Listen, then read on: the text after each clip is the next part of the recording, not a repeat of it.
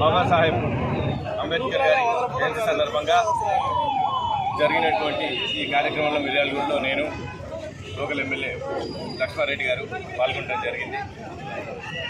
యువకులు, అంబేద్కర్ అభిమాన సంఘాలు అందరూ కూడా ఎంతో ఉత్సాహంగా ఈ వేడుకల్లో పాల్గొన్నారు.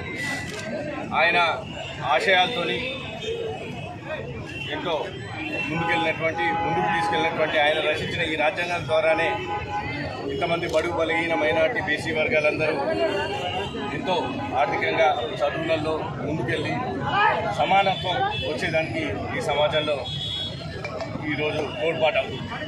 ఈరోజు విషయం ఏంటంటే బీజేపీ లాంటి పార్టీలు రేపు జరగబోయే ఎన్నికలలో గెలిచిన తర్వాత రాజ్యాంగంలో మార్పులు తీసుకొచ్చి ఆయన ఆశయాలకు తూట్లు కొట్టే ఆలోచనలో ఉన్నారు.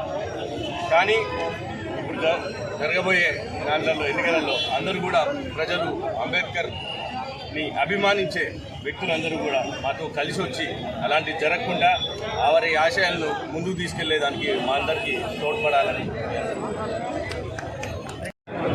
వ్యక్తిగా నేను ఉన్నానంటే కారణం భారత రాజ్యాంగం అంబేద్కర్ గారు అని చెప్పారు. అదేవిధంగా ఈయన అందరికీ ఉన్నత పదవులు వచ్చినట్టు కారణం ఏంటి? ఈయన అంబేద్కర్ గారు. ఈయన అంబేద్కర్ గారు రాసిన రాజ్యాంగం ప్రకారమే ఇలా ఈ భారతదేశంలో అట్టడిగ వర్గాలు, నాడుక పీడిత, హరిజన, గిరిజన, బడుగు, బలైన వర్గాలందరూ కూడా అంబేద్కర్ గురించి పోవాల్సిన అవసరం ఉంది. అతని ఆశయ సాధనలో పనిచేయాల్సిన అవసరం ఉంది. ఇలా కాంగ్రెస్ పార్టీ అంబేద్కర్ గారికి నాడు ఉన్నత చదివింది కాబట్టి ఇలా పార్లమెంట్లో అత్యున్నత స్థానం కల్పించిన కాంగ్రెస్ పార్టీ కాబట్టి రాబోయే రోజుల్లో కాంగ్రెస్ పార్టీ మా ఎంపీ రఘువీర్ రెడ్డి గారిని అత్యధిక మెజార్టీ పెట్టించాలని చెప్పి కోరుకుంటూ